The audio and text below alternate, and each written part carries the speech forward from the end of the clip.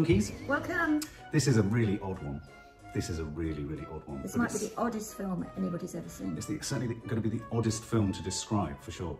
Yeah. It's of note, principally because it won the Cannes Palme d'Or, which isn't the French Oscar, because that's the Caesars, but in the film world is pretty much equivalent to being told it's the greatest film of the year. Yeah.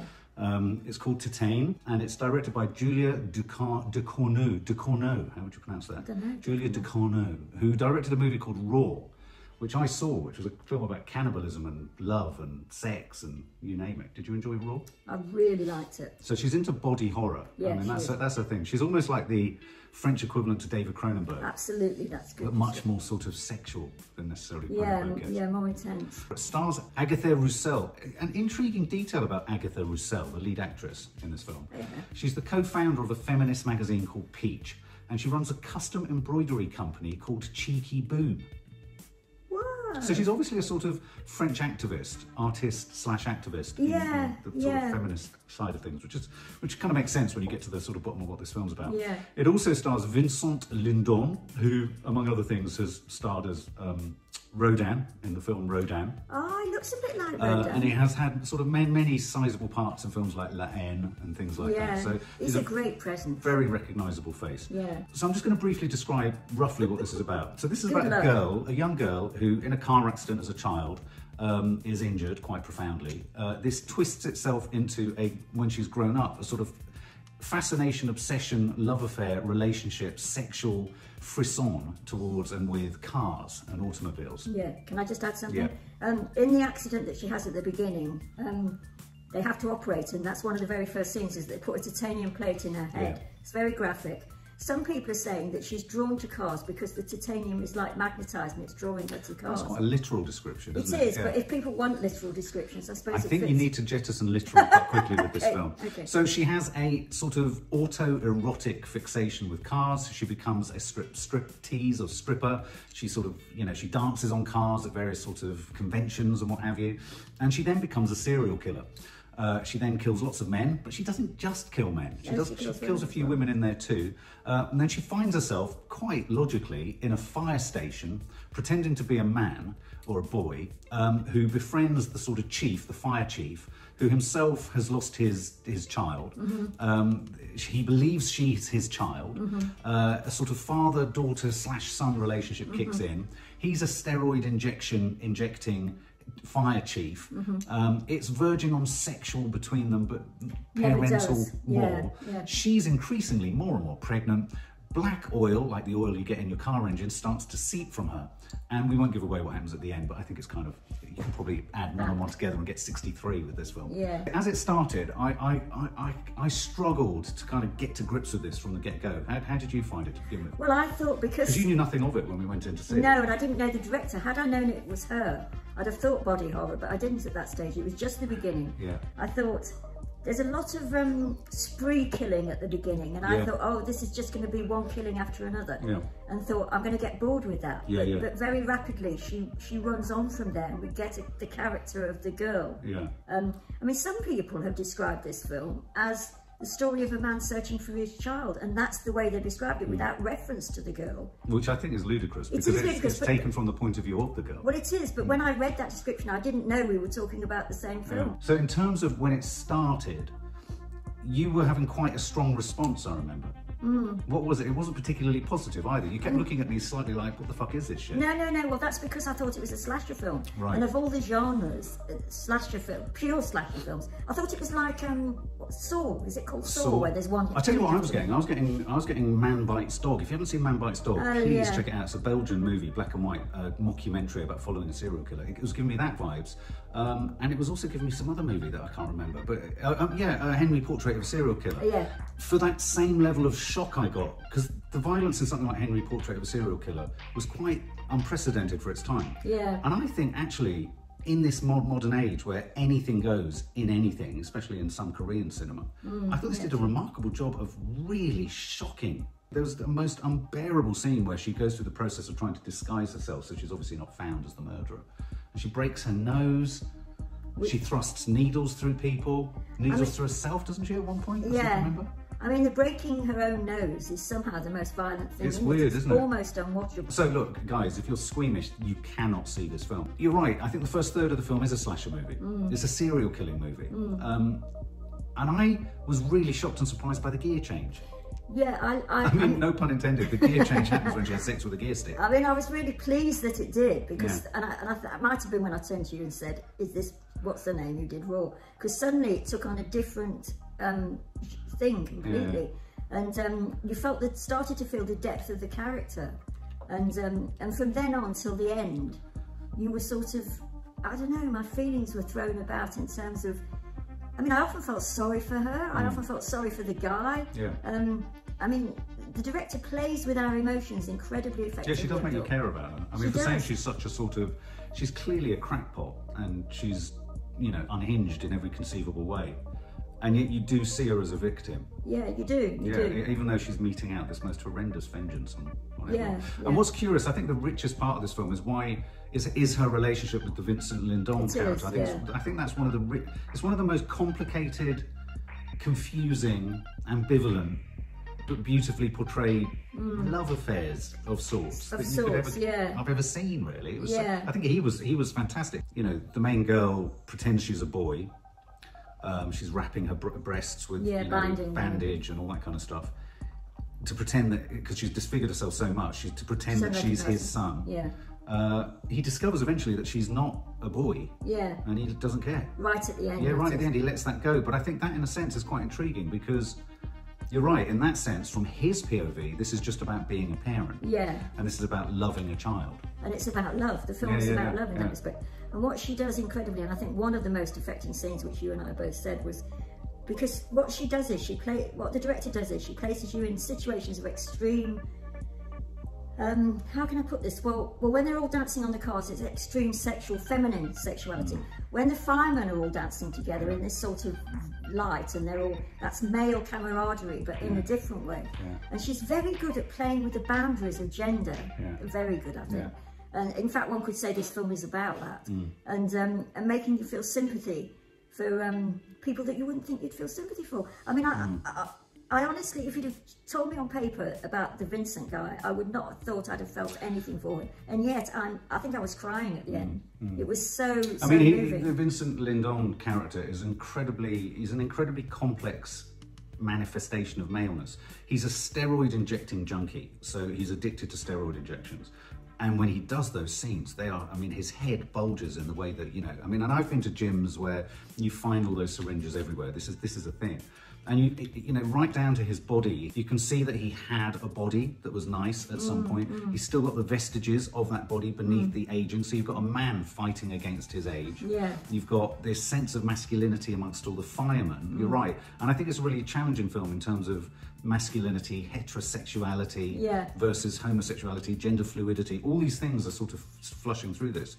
Especially at that, for me, what the most sort of pivotal scene was when the young woman / boy, so she's a boy to all of the other members of the fire engine team. The father figure now knows that she's not a boy, but she dances seductively on top of one of the fire engines, and his horror kicks in, his upset and his distress kicks in, doesn't it? And all the fire, that was a key scene, I think. It was. Because all the firemen that have been dancing quite happily in outrageous ways and treating her as a fellow person, suddenly look at her with what? Hold on, you know, they're suddenly moved in a different way. And he tells all the firemen, because he's the captain of the fire station, whatever they think, they keep quiet and they just accept this boy for whatever reason. And then at one point he calls his wife in, doesn't he? And his wife knows she's not. She clocks it. But doesn't she say to the girl, look after him? Yeah, she accepts that this is filling a hole for him, and this is about filling a parental hole. And I thought in that sense it was incredibly moving, but it was also filling a hole for the girl. Because I mean, you know, with the girl, we see her family at the beginning. It's kind of dysfunctional. It's kind of distant and dislocated, isn't it? Especially with the father, because the father was driving the car when she had the car accident. I thought it was really rich about permissibility around sexual expression. You know, what's permissible as a man. And it's interesting how all those men dancing looked intensely homoerotic, but to all of them, they would have hated that. Which is always so strange, isn't it? It was just an opportunity with other men who felt the same, with no sort of worry that what men would think. Men always worry that another man will think that they're this, that and the other. But there was none of that. They'd all gone into fires together. They were all, so they could really be free. Interesting that they were firemen. Yes. I mean, you know, no coincidence, a very masculine, very brave. Yes. I thought there was a wonderful, given that she'd taken so many lives, and her approach, I mean, I found a really difficult corner for the film to turn was she had such a sort of throwaway disregard for life as a serial killer. That when it came to the challenge of rescuing people as firemen and firewoman, this reversed the concept of life versus death. Yeah. And there was a really powerful scene where Vincent Lindon was in the house and she was just staring at him as he saved someone's life. Yeah. And I thought, this is intriguing. She's gone from killing people to rescuing people. So it kind of deals with life, it deals with death, it deals with the disposability of people and things as well. Also, she's pregnant by then, so she will be dealing with let's talk about that. Something or other. What did you think about that? Was it a metaphor? Did you buy it as a real thing? Was it sci-fi?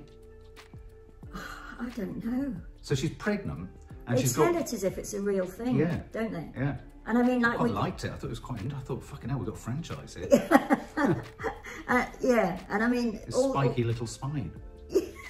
Well, you told it now. Yeah, there's a moment where, and again, I think this is fascinating in films where sometimes men and women don't know how to be with each other except sexually. And there's a bit where, you know, for a minute she comes on to him because she wants help, and then it's not that, it's not that. And then he realises, and then he helps her. But she's dying by that point, and then yes, the oil is coming out of her. I mean, it's a bonkers plot. To say it like that, you'll think. So she gives birth to essentially a humanoid automobile. Yeah. Well, no, it's in a baby shape with a. Yeah, but it's titanium with a titanium spine. Yeah. Yeah, you heard it here first. It's been a year, hasn't it, for it's been odd. Lamb. It's it's a titanium car baby. Yeah. I thought, I have to say, whether he loves. I mean, he's obviously going to bring it up. Yeah. But regardless of whether you buy into it or not, I thought the way in which they did the pregnancy and the evolution of like breaking waters, though it's oil fluid, the seeping, the scratching, the way she kept scratching at the lump. Yeah. I thought all of that was done. I mean, it was pure Cronenberg, but it out Cronenberged Cronenberg. It did out Cronenberg. Dealing with a lot of shit, weird shit. I mean, as we're telling you about it, it almost, to my ears, it sounds too ridiculous to even bother. It is. But believe me, yes, the words are. But when you're actually sitting there, except for the first, half an hour where I thought, this is a slasher film, I'm not interested in slasher films. She's a serial killer, basically, and we get a whole thing of that. But then when we get into the nuts and bolts of what she's like, and then especially when she meets him, it becomes an incredibly interesting film. It's a classic sort of, it reminded me of French cinema of old, which defied genre and was just storytelling in the most bonkers of ways. And that's why I think both you and I felt, certainly I felt when I came out, wow. Yeah. That's one of those films where it is not in any way, shape or form going to be a lot of yours cup of tea. No. It might be a few of yours cup of tea, but hey, thank God someone out there is making batshit fucking crazy films. I mean, I remember thinking something pretty similar to Raw. Her stuff is meant to provoke a really, really awful reaction in you, and she succeeds. I mean, in Raw, she had a sort of more a vision that she went towards, and it was more sort of concrete. In this, she darts about all over the place, and you feel the gear change of the Agatha, isn't it, the main character? And she goes from being one type of person to being another. It's a compelling watch. If you can deal with gore, blood, and I mean, the sex isn't explicit, though she does have sex with a car. I mean, just that in itself, it's like, you've got to say you've seen it in some ways, I feel. Yeah.